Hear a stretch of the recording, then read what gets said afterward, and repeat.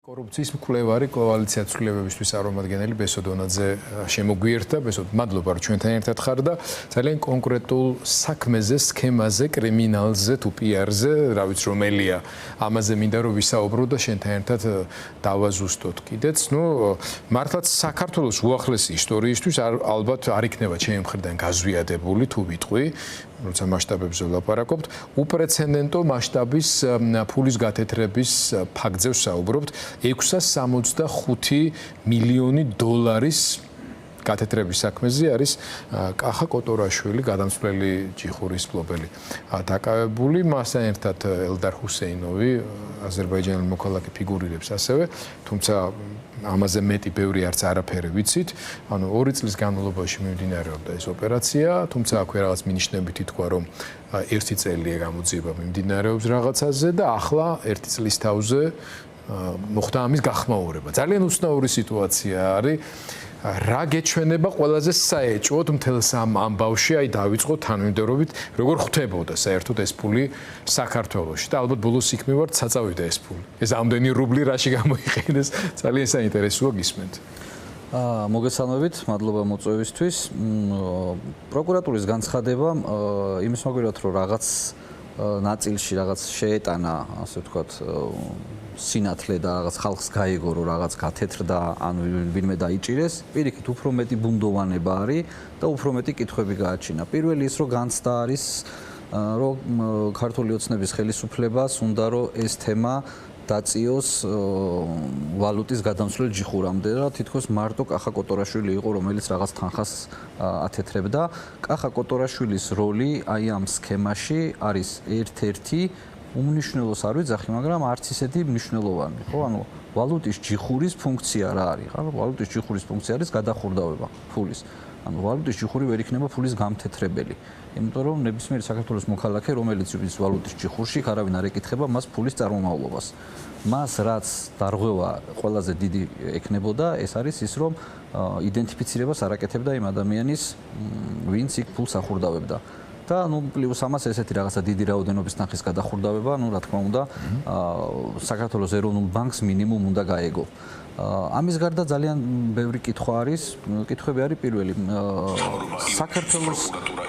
საქართველოს პროკურატურის ინიციატივით დაიწყო აღნიშნულის გამოძიება, თუ სხვა ქვეყნებიც არიან ჩართული ამ გამოძიებაში, იმიტომ რომ ფულის გათეთრება ეს არის ტრანსნაციონალური დანაშაული, ფულის გათეთრების კლასიკური სქემა რო ავიღოთ, ხო? ანუ პირველი არის ქვეყანა, სადაც ფული წარმოიშვა, ანუ კრიმინალური რუსეთი ამ შემთხვევაში ალბათ დიდი ალბათობით, იმიტომ რომ დიდი მასშტაბის რუსულ რუბლებზეა ლაპარაკი, მაყურებელს შეიძლება გადაირიცხა მეორე ქვეყანაში და ფული ეს ფული შემდეგ უკვე მოხდება მესამე ქვეყნის უკვე ეკონომიკაში. ეს ამ შემთხვევაში აზერბაიჯანის სატრანზიტო ტერიტორიად შეგვიძლია აღვიქვათ. და ყველაზე მინიმუმ საქართველოს ხელისუფლება ეხლა ამ საქმეს უნდა იძიებდეს აზერბაიჯანელ კოლეგებთან ერთად. აზერბაიჯანის პროკურატურასთან ერთად. აზერბაიჯანის პროკურატურა ან სიტუაციას კიდე უფრო მეტად ისართულებს, რომ აზერბაიჯანთან სახმელეთო საზღვარი დიდი ხანია ჩაკეტილია. ანუ სუბუქი მანქანებით გადაადგილება უკიდურესად შეზღუდულია და მარტო სატვირთო მანქანები, ტრაილერები მოძრაობენ. ხო, აქ ნახეთ, პროკურატურა შეეძლო მაგალითად განეცხადებინა ეს რომ ესე იყოს, რომ მაგალითად საქმე არის საქმეს ვიძიებთ საქართველოში და ასევე საქმის გზება მიმდინარეობს აზერბაიჯანში. ნუ ეს არ დააზუსტა, ეს არ თქვა. შესაბამისად კითხვის ნიშნები არის და უნდა თქვას, რომ აზერბაიჯანში მიმდინარეობს თუ რა გამოძიება. ეხლა თქვენ რაც აღნიშნეთ, რომ საზღვრები არის დაკეტილი, საზღვარი დაკეტილია სახმელეთო, უკვე მეხუთე წელია და ერთადერთი რაც გადაადგილდება აზერბაიჯანის სახმელეთო საზღვარზე, ეს არის ტვირთები. მხოლოდ ეგრეთ წოდებული ტრაილერი გაივლის სახმელეთო საზღვარს. ანუ ამ მსჯელობით ჩვენ შეგვიძლია ფაქტობრივად დადასტურებით ვთქვათ, რომ ეს თანხა გადმოტანილი იქნა ტრაილერებით და თან სპეციალური სამალავებით. ჩვენ რომ შევიდეთ იმ შემთხვევაში, რომ აზერბაიჯანის ხელისუფლება და აზერბაიჯანი დავაზუსტოთ, რომ არა ერთჯერა და არამედ სისტემატურად და დიდი რაოდენობით, იმიტომ ტონობით ფულად ერთეულზეა ლაპარაკი. Facebook-ზე იყო რამდენიმე სტატუსი შემხვდა დაიანგარიშეს დღეების მიხედვით და დაახლოებით რაღაც 10 მილიონამდე უნდა გადმოეტანა ყოველ დღე ტრაილერს, რომ ეს ფული საქართველოში მოგროვებულიყო. ამ სქემის მონაწილეებს რომ არანაირი გამწვანებული არ ქონოდათ მაგალითად აზერბაიჯანში და საერთოდ აზერბაიჯანმა რო არაფერი არ იცოდეს რუსეთიდან რო პირდაპირ წამოსულიყო სატვირთო, ანუ მათ უნდა შექმნან რაღაცა გარკვეული ფორმალური დოკუმენტაცია მაინც, ხო?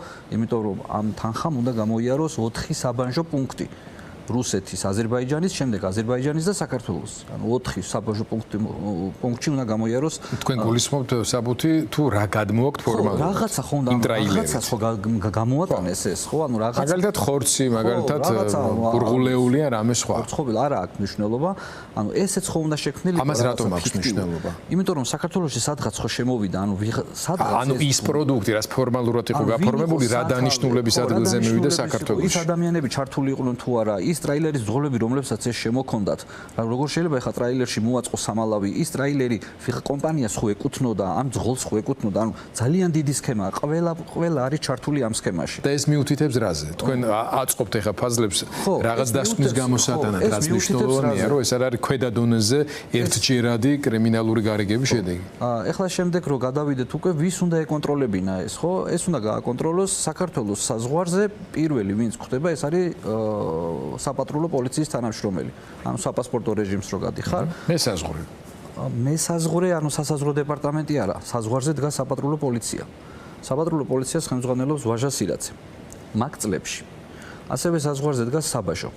საბაჟოს ხელმძღვანელობს, ასე ვთქვათ, საბაჟო დეპარტამენტი ფინანსთა სამინისტროს დაქვემდებარების ქვეშ არის. ამას ემატება სახელმწიფო ეროვნული ბანკი, რომელიც ტრანზაქციებს აკონტროლებს და ასევე ამ კონკრეტული მიმართულებით ფულის გათეთრებაზე და ტერორიზმზე მუშაობს. ეს არის საქართველოს ეროვნული ბანკის ერთ-ერთი სტრუქტურული ერთეული, ეს არის ფინანსური მონიტორინგის სამსახური, რომელიც მაგალითად ოპოზიციურ პოლიტიკოსებს, ოპოზიციური ტელევიზიის ჟურნალისტებს, თქვენს, მეც დასკვნებში ხვდებით, რომ პოლიტიკურად აქტიური ადამიანებს, დიპლომატებს, ყველას ანგარიშებს ამოწმებს და შემდეგ ყოველ წელს დასკვნას წერს, რომ ტერორიზმთან ტერორიზმი არ დაფინანსებულა, ფული არ გათეთრებულა და ასე შემდეგ. ანუ ეს ორგანიზაციები არიან პასუხისმგებლები, რომ ესეთი დანაშაული არ მოხდეს საქართველოში. ხო, არასამთავრობო ორგანიზაციების მიმართ საქმეებს რავენ და იბარავენ პირბადეების 300 ლარის, 1200 ლარის, 600 ლარის მასშტაბით თავდაცვითი ნივთების შეძენასთან დაკავშირებით და ამაზე არის ჩართული მთელი სახელმწიფო აპარატი. კონტრასტისთვის ვახსენოთ. ხო, და რაღაც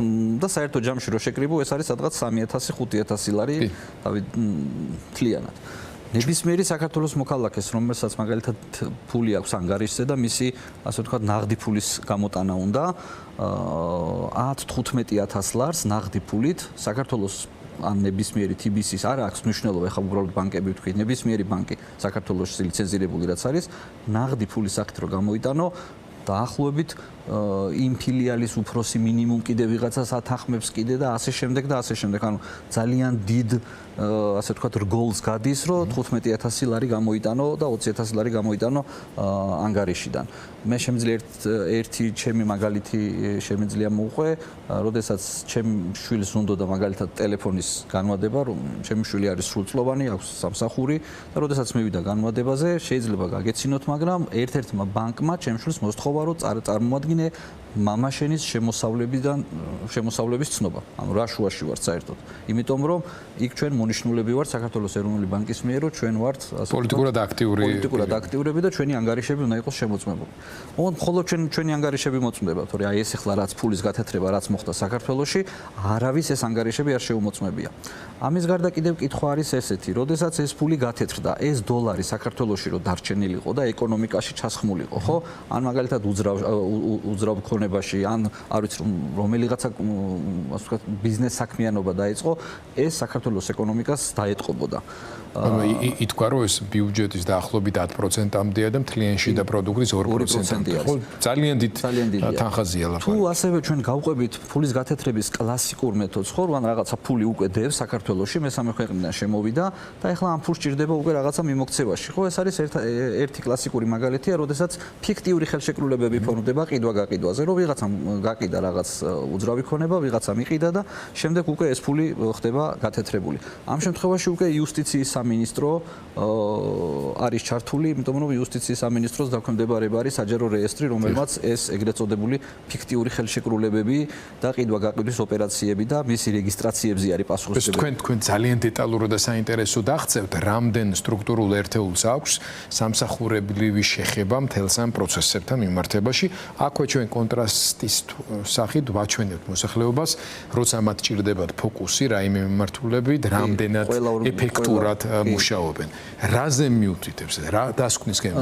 დასკვნა არის მარტივი. ამ სქემაში ჩართული იყო მაღალი თანამდებობის პირები, შესაძლებელია რომელიმე თანამდებობის პირი ამ კონკრეტული საქმიდან რამე სიტყვაზე სარგებელს არღებულობდა, მაგრამ ის რომ არ უნდა შეხებოდა აი ამ დერეფანს, ეს იყო, ასე ვთქვათ, გამწვანებული. ანუ ძალიან მაღალ დონეზე უნდა ყოფილიყო ეს ყველაფერი დაკავშირებული. ამას ვერ გადაწყვეტდა ვერც საბაჟო დეპარტამენტის ხელმძღვანელი, ვერც ვერ გადაწყვეტდა ვერც რომელიმე საპატრულო პოლიციის ასეულის, ოცმეთაური, ასეული და კაპიტანი. არც ერთი მინისტრი.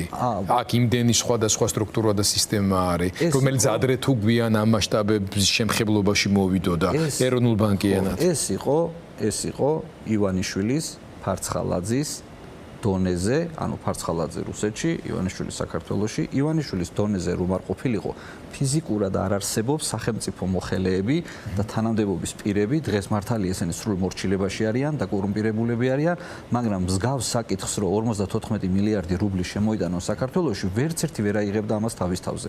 ეს იყო გამწვანებული მარშრუტი A პუნქტიდან B პუნქტამდე არ უნდა შექმნოდა არანაირი პრობლემა ტვირთს. შესაბამისად, ჩვენ შეგვიძლია ვთქვათ, რომ ჩვენი ქვეყანა 2022-2024 წლებში რუსეთის მიერ გამოყენებული იქნა მის სასიკეთოდ. ანუ დოლარი ჭირდებოდა რუსეთს, მარტივად რომ ახსნათ, დოლარი ჭირდებოდა რუსეთს, შემოიტანეს რუსული ფული, აქედან წაიღეს დოლარი. ეს არის ძალიან მარტივი. 3 წუთი გვაქვს დარჩენილი და აი ამ ანალიზიდან და დასკვნიდან გამომდინარე იბადება კიდევ ერთი მნიშვნელოვანი კითხვა. თუ და მაღალი ალბათობით ამაში ჩვენი ქვეყნის უმაღლეს პირები იყვნენ ჩართულები, თავად ხელისუფლებას რეჟიმს რატომ მოუწია ამ საქმის გახმაურება? ეს არის ყველაზე ისეთი კითხვა, რომელსაც რაღაცა დრო ჭირდება, რამდენიმე კვირა არის კიდე საჭირო, რომ ეს ყველაფერი გამოჩნდეს. მოუწია, იმიტომ რომ ეჭვი არის, რომ სხვა ქვეყანამ გაიგო აღნიშნული ფულის გათეთრების შესახებ და სხვა ქვეყნებში არის ეს გამოძიება დაწყებული და იძულებული გახდა საქართველოს ხელისუფლება, რომ აქაც ასე ვთქვათ ეს გამოძიება გაიგრძელებინა. აი ჩვენ გვახსოვს მაგალითად კოლ-ცენტრებთან დაკავშირებით, ხო? ანუ დაიწყო ევროპოლმა გერმანიიდან იყვნენ ჩამოსულები და შემდეგ დაიწყო უკვე საქართველოს ხელისუფლებმა ქმედებები. აქაც დიდი ალბათობით ეს ამბავი არის, ან კიდე ერთი არის ეჭვი ის, რომ საქართველოს ხელისუფლებამ უკვე იცის, რომ ამის შესახებ ცნობილია სხვადასხვა ქვეყნებისთვის, ეს იქნება ბრიტანეთი, ეს იქნება ამერიკა, ევროპა და ამიტომ რაღაცა მოვლენებს დაასწრო და უნდა რომ ეს ყველაფერი გადაიტანოს, აი მაგალითად რა ვიცი, კოტორაშვილის დონეზე, რომ აი რაღაცა გააკეთა კოტორაშვილმა და ვინმე ჰუსეინოვიც არჩანს საერთოდ და ძალიან ის მნიშვნელოვანი იყო, რომ ესენიც რო არ დაწერეს ინიციალები, იმიტომ რომ კკს ემთხვეოდა და იმიტომ გამოვარდა საღამოს, რომ დილით ლაივი მექნებაო, რომ დაჭერილი არავის ვეგონო, ნუ ძალიან სასაცილოები არიან. ეს კიდევ იმას მეტყველებს, რომ კახაკალაძემ ამ გამოძიების შესახებ იცოდა და საერთოდ რა შუაში არის კახაკალაძე ამ გამოძიებასთან, საერთოდ რატო იცის ეს დეტალები, რომ კკ უნდა ყოფილიყო და ამას არ უნდა ეხსენებინა პროკურატურას. ანუ ეს არის ერთი დიდი წრე, ერთი დიდი კორუფციული სქემა, რომელიც სქემაშიც შესაძლებელია თანამდებობის პირები ყოფილიყვნენ ჩაბმულები, ოღონდ სარგებელი ვერ მიიღოთ, მაგრამ დავალება იყო, რომ ეს ყველაფერი უნდა გაეტარებინა და ხმა არ უნდა ამოეყოთ. და თუ ამ დაშვებას უშვებთ, ჩვენ საუბრის დასასრულს შეგვიძლია უბრალოდ თეორიულად ვივარაუდოთ, ანალოგიური რამდენი სქემა მოქმედებდა კიდევ პარალელურად და საერთოდ რა მასშტაბის, ასე ვთქვათ, კრიმინალური შინაარსის რესურსების ბრუნვაზეა ლაპარაკი საქართველოში. ეს ყველაფერი გამოჩნდება როგორც ხელისუფლება შეიცვლება და ამაზე უარესი იქნება და საქართველოს მოქალაქეები ნახავენ თუ ამ 13 წლის განმავლობაში რა გააკეთა ქართულმა ოცნებამ, ხოლო ის რაც მაგალითად 2 წელიწადში მოხდა, აი როდესაც რუსეთი შეიჭრა უკრაინაში, დღესაც ამ წუთასაც მიმდინარეობს რუსეთისთვის საქართველოს ტერიტორია გამოყენებულია როგორც სასაწყობე სამეურნეო ფართად. იმიტომ რომ აქ შემოდის ტვირთები, გადაირტყმება, ასე ვთქვათ, წარმოშობის სერტიფიკატები იცვლება, ავტომობილები გადის საქართველოსდან თითქოს ყირგიზეთში და სინამდვილეში და ყაზახეთში და სინამდვილეში შედის რუსეთში. და მოკლედ ჩვენ თუმცა აქვე შეგვიძლია ვთქვათ ეს რომ არის რაღაცა ნაწილი არაკრიმინალური ასე ვთქვათ აქტივობის სფეროა, რომელზეც მორალური თვალსაზრისით რა თქმა უნდა არსებობს პრობლემები, იმიტომ რომ უკრაინის ომზე პარაზიტირების შედეგია, მაგრამ ახლა რაზეც ჩვენ ვსაუბრობთ, ეს ერთმნიშვნელოვნად კრიმინალური მოქმედებები არის. ცივილიზებულმა მსოფლიომ, რომელმაც ასე ვთქვათ, გვერდი აქცია რუსეთს და ჩაუკეტა, ანუ SWIFT-დან გათიშა, რომ მას დოლარზე შეხება არ ქონოდა, საქართველოს აღმოჩნდა ის ქვეყანა, რომელმაც დოლარით მოამარაგა მთელი ამ 2 წლის განმავლობაში და ის ზუსტად იმ ყველაზე მნიშვნელოვან მომენტში, როდესაც რუსეთს დოლარი ჭირდებოდა, იმიტომ რომ მას აღარ ქონდა საერთოდ წვდომა ვალუტასთან, ამიტომ საქართველოს და აქედან თავადაც კარგად იხეირეს. მაგალითად პროკურატურის ერთადერთი განცხადება, რაც მაგალითად არ გაკეთებულა, საწავიდა 54 მილიარდი რუბლი. ანუ რაში გამოიყენა საქართველოს ან ბანკებმა, ან ფიზიკურმა პირებმა. ანუ ეს 54 მილიარდი რუბლი, რომელიც საქართველოში შემოიტანეს და დატოვეს, სად წავიდა ეს? ანუ ბანკებმა თუ ეს 54 მილიარდი მიიღეს, ანუ რა მოგება ნახეს, ანუ თუნდაც კონვერტაციით რა მოგება ნახეს ბანკებმა ამ 54 მილიარდზე, ან როგორ გაპრავდა ეგრეთ წოდებულად ეს 54 მილიარდი, ან როგორ მიიღეს ბანკებმა. ძალიან საინტერესო. ხო, ანუ რამდენი ადამიანი უნდა იყოს ამ სქემაში ჩართული, რომ ეს ფული შეიტანოს ფიზიკურმა პირებმა, რომ თითქოს რაღაც მოგროვებული 1000-1000 ასოციაციად. ხო, წარმოგიდგენთ, რამხელა მასშტაბებზე არის საუბარი. ბესო დონაძე, კორუფციის მკვლევარი იყო ჩვენ გაცემის ბოლოს სტუმარი.